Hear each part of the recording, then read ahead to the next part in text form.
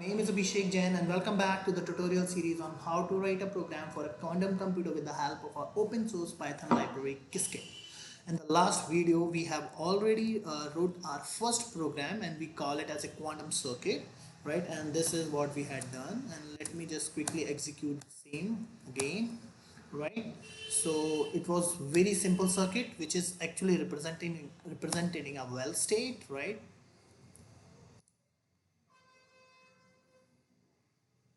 Okay, and it looks good. This one is good, right? So I'm just executing the one, and let's see. Basically, this process is nothing but it is called as a simulation because we are running this circuit on our local, and then we are just visualizing it. And this time you can see last time it was 0.49, but this time we have a different probability. But more or less, the both the qubit having a 0 0 and the 1 1 is close to 50%. Now we want to run the same circuit on an actual quantum computer which are available on IBM cloud, right? So how can I get that and how can I execute on an actual quantum computer? So if you just log into the machine, you will see on this your backends, we have 9 actual quantum computers which are running. But how can I get these actual quantum computer through the browser or through the Python code basically, right? So what we have to do for that is we have to just import from Qiskit, import IBM and as I mentioned in my part second, how can you save the account? Basically, how can you access the account, IBM account? For that, you have to take the access token and that you can just take it from here, right? And then you can just use the save account and then load account, right? So since I have already set that up, so I don't need to do that. What I have to do is I have to just use this load account and I should be good, right? So credential are already used, so that's no need to worry about. Now, like I mean, if I want to see what all actual computers are there, which we can see on IBM website, right? IBM quantum computer website. And how can I that get all those actual quantum computers with the Python code? For that, what we have to do is we have to define a variable called providers, and then we can just call IBM Q method known as get provider, and then we can just provide a one variable which is IBM dash q, which is known as hub, but no need to give that. And what we can do is we can see like what all backends we have. So these backends are nothing but the actual quantum computer which are made available to us through the cloud, and that is what we can see like IBM Q16 Melbourne, IBM London. IBM Burlington has 3 jobs. IBM QXX is having a 1 job, right? And it is having a 5 qubit. So whatever the machine which has a less number of job, we can just use that one. We can use this IBM QR Monk as well, but it is having a 1 qubit, but our circuit is having 2 qubits. So right, we need to get the one which is having a less number of jobs. So we can use this IBM QSX. Okay. So how can I do that, right? So for that, what we have to do is we have to get that specific provider. And how can I get that very specific provider, right? So I'm just gonna define another variable which is actual quantum. This is what my variable is, and this is actually defining an actual quantum computer on which we are going to run this, and we are going to run this. So our variable is the providers where we have all the actual quantum computer, and in this provider we have one methods called get underscore backend, and here I have to give the name of IBM SX. So this is the name which I wanted to give because this one is having only 1 job is running, right? So now we have an actual quantum computer, and how can I execute that? So execute method is same what we have used for the simulation, but here we're going to define a job, and under the job we are going to call this execute, and this execute requires the circuit which is quest QC, and then we have to give a backend on which we have to run this, on which we want to run this, and we want to run on this backend which is nothing but is IBM QSX.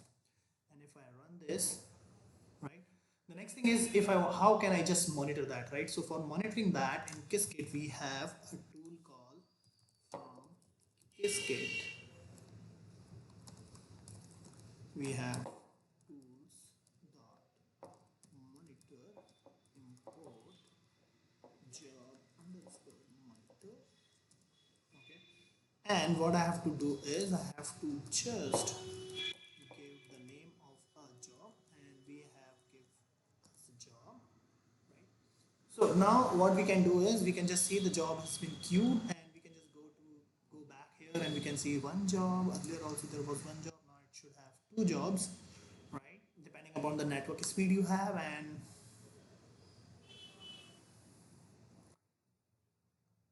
three jobs, right? So maybe someone else's job is queued, so my job has been queued.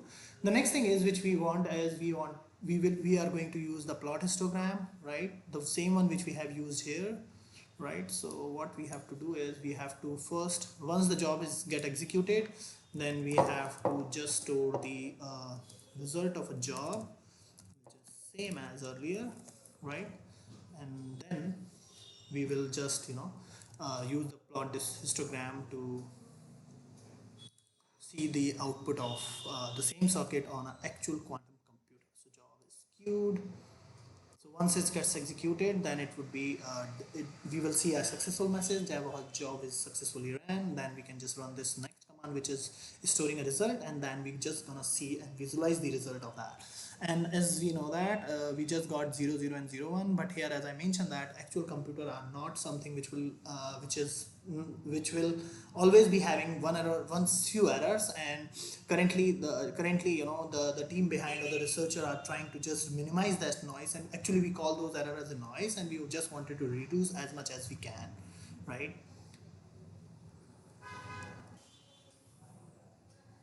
Okay, is actively running. So you can see now earlier job was in queue, now it is actively running, and hopefully it should be run without any issue.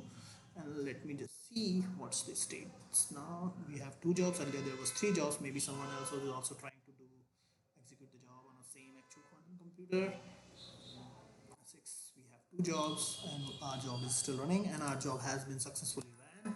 So I just wanted to save the result, and then the next thing is, which is very straightforward, we have to just use histogram, and then we have to use result dot get underscore counts, and then we have to just provide our circuit. Now, here is the interesting part. Now you can see the both the qubits having 0 0, the probability is 0.428, whereas 1 1 is 0.488.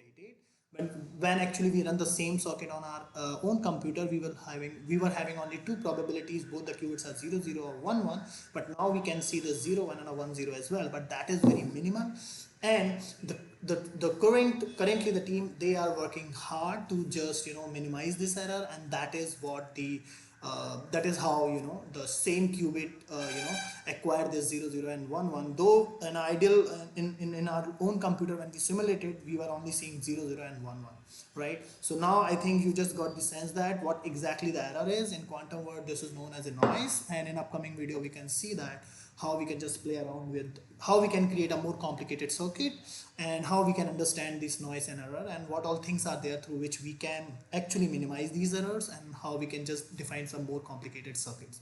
So that's it from my side for this particular video. If you have any feedback or comment, please feel free to put that in a comment section. And I know this topic is quite complicated, so if you feel that I have to include some more theory, some more practical, some more explanation, just feel free to put that in a comment section, so that in our upcoming series I can just try to incorporate as much as feedback you guys are going to give me. So thanks for watching this once again, and stay healthy and keep learning new things.